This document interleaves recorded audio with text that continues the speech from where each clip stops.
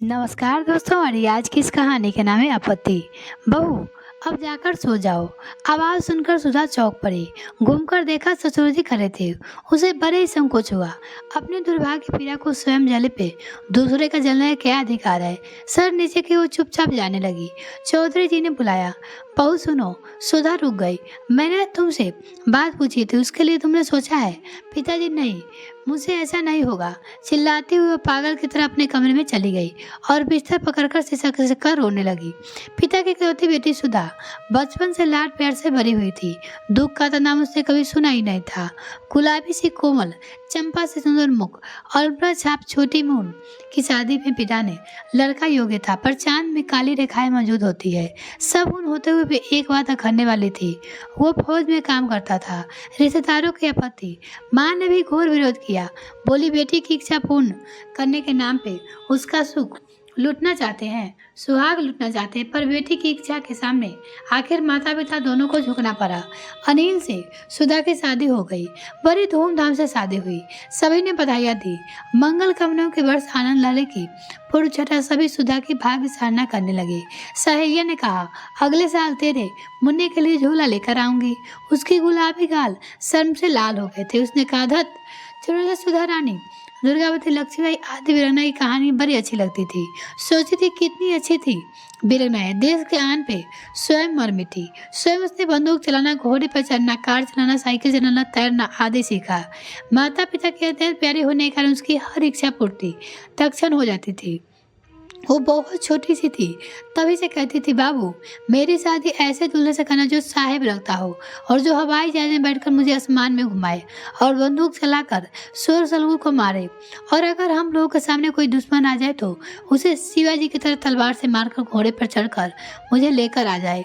पिता अपनी भोली भाली बेटी की प्यारी प्यारी बातें सुनकर हंसते थे, खुश थे, प्यार से उसका सर चूम लेते थे। मेरी बेटी अपना दूल्हे घोड़े पर चढ़कर खुद ही ढूंढ लेगी, हठपूर्वक कहती थी। नहीं बाबू, तुम ही ढूंढ लेना। अच्छा बेटा अच्छा, कहते कहते हंसते हुए लोटपोट हो जाते थे। आज वही बातें कांटे की तरह उसके दिल में चुभ रही थी। एक पुत्री का दुख, उस पे परिजनों का दिल तिरस्कारपूर्ण बेगनी बानों की बौछार। आखिर सुधा की शादी हो गई। दुल्हन बनकर सुधा ससुराल गई। सास तो मानो चांद ही पा लिया हो। ससुर को उसको भोला वाला चेहरा जिगर से ही प्यारा हो गया था। सभी लोग चौधरी जी की भाग्य की सराहना करने लगे। लोग उन्हें बधाइयाँ देने कहते, लक्ष्मी से बहू पाई है आपने, ऐसे सुंदर दुल्हन तो चिराग ढूंढने पे भी नहीं मिलेगी। चौधरी जी अपनी पत्नी से कहते हुए फूले नहीं समाते। मधु चंद्रिका के लिए अनिल के लिए 1 महीने की छुट्टी ली थी। अनिल एयरफोर्स में सर्विस करता था। शादी के बाद वो भी कल्पना करता कि सुधा तो नील गगन की सैर कराएगा, चंदा की चांदी से अपनी चंद्रमुखी प्रिय के सौदर छटा ही हिलोर लेगा। तारों की झिलमिलाहट से स्वयं जाल का बुनकर उसने अपने प्रिय को बिठाकर अपना संधान पान करेगा। और सुधा, उसने तो अनिल को पाकर अपने सारे सुखों सुख को प्रत्यक्ष मान लिया था। कितनी भाग्यशाली है सुधा, जैसे कल्पना की थी ठीक वैसा ही दूल्हा मिला उसे। आखिर बाबू ने इसे कहाँ से खोज निकाला। सोच सोच कर आनंद बिरौन हो उठी। भाग्य से नहीं, परम भाग्य से ऐसा मिलता है किसी को। मधु चंद्रिका की तैयारी होने लगी। अनिल की छुट्टियां भी स्वीकृति हो गई। 1 महीने के भीतर उसने केवल दार्जिलिंग का प्रोग्राम बनाया था। वहां जाकर क्या क्या देखना, क्या क्या करना, सारा प्रोग्राम बना लिया। इधर रोज शॉपिंग होती थी। किसी साड़ी के साथ कौन सा वाला, कौन सा गहने सेट, सब कर्म सोच सजा कर बॉक्स में भर भर कर रख दिया गया। सास ने कहा, बहू देखो, तुम्हारे लिए बाबूजी का यह सिंदूर का पैकेट लाए हैं, लो नई वाली चांदी के डिब्बा में भर दो।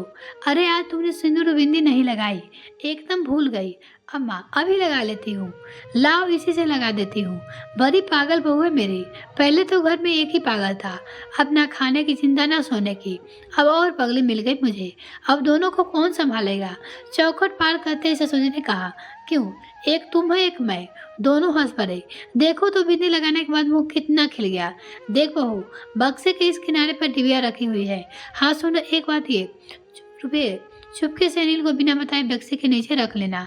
वो बड़ा पागल है, अगर अपने सारे रुपये खर्चा कर डाले तो रुपये निकाल कर। और सुनो, अगर किसी तरह सारे रुपये खो जाए तो, बक्सा ही गायब हो जाए तो रत्ती भर घबराना मत, तुरंत ही टेलीग्राम पे अवश्य भेज देंगे। अपने पर्स की हर वक्त रुपया कुछ प्रकट लगा। देखा ना, अभी तक नहीं लौटा, खा पी कर जरा आराम भी नहीं कर पाएगा, तुरंत जाने के लिए चिल्लाएगा। इतने में हॉर्न की आवाज सुनकर चौधरी जी उधर ही चले गए। पूछा कुछ बाकी है तो नहीं? जी नहीं।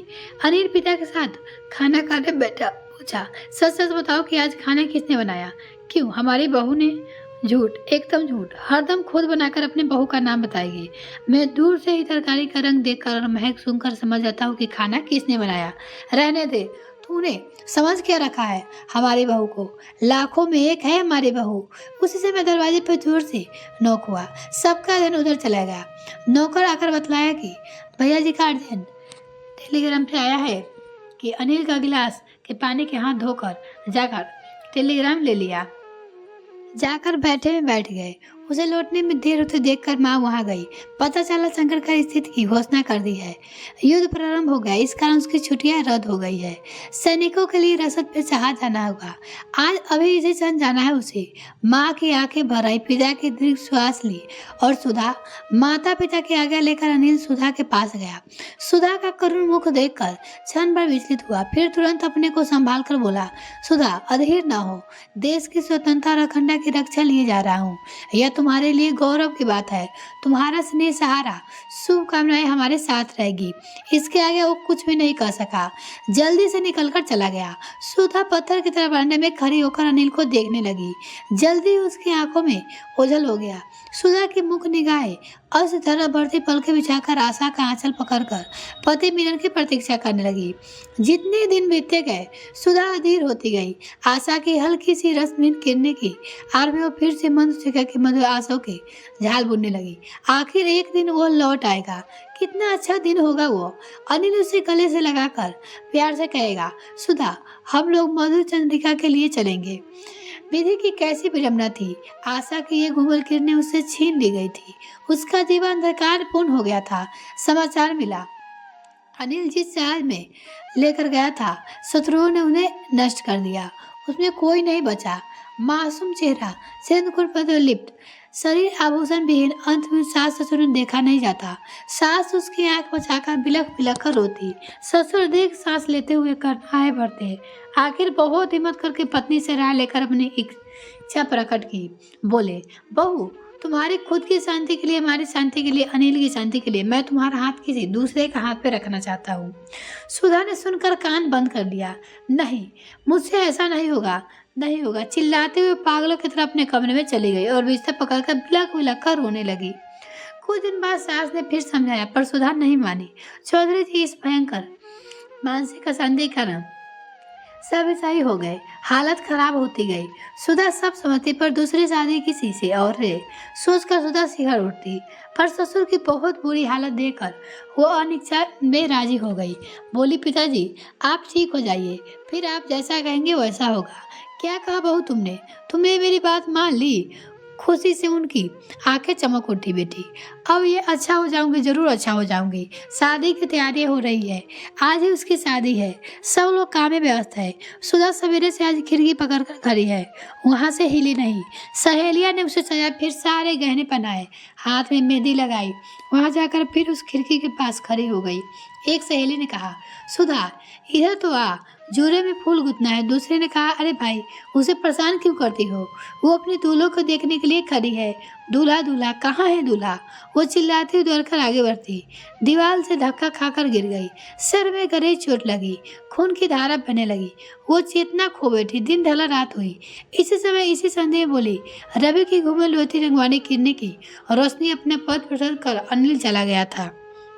आज उसकी सुंदर सी दुल्हन अपना पूर्ण श्रृंगार कर, हाथों में मेहंदी रचाकर अपनी अंतिम इच्छा पूर्ण करते पति के पास मन स्वीकार के लिए जा रही है। मस्तक से निकलने वाली खून की धारा उसने सुहाग की बधाई दे रही है। यह कहानी आपको कैसी लगी कमेंट सेक्शन में लिखना ना भूले। वीडियो को देखने के लिए बहुत बहुत धन्यवाद। अभी तक चैनल को सब्सक्राइब नहीं किया तो प्लीज सब्सक्राइब कीजिए।